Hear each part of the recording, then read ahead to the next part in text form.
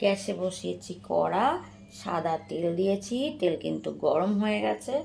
Gas আমি একদম কমাতে গিয়ে নিভেই গেছে।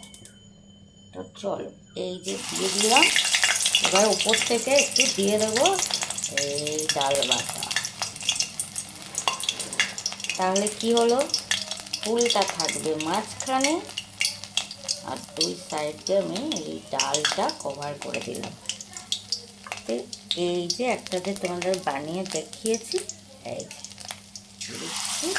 গ্যাসটা কিন্তু কম রাখতে হবে বন্ধুরা, না হলে ভেতরটা কাঁচা থেকে যাবে আর ওপরটা ভাজা হয়ে যাবে।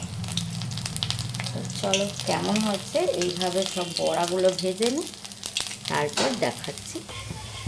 তো এই যে কুমড়ো ফুলের বড়া কিন্তু একদম রেডি, আমি তুলে নিচ্ছি।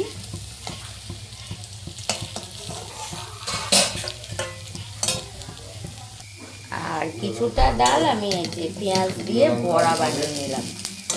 তো দেখো কেমন হয়েছে, কড়ার তেলও শেষ হয়ে গেছে, আমি আর ইচ্ছা করে দিলাম না তেল। তো চলো,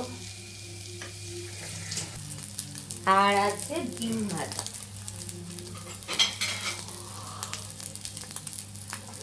তো বলো কেমন হবে আজকে খাওয়াটা।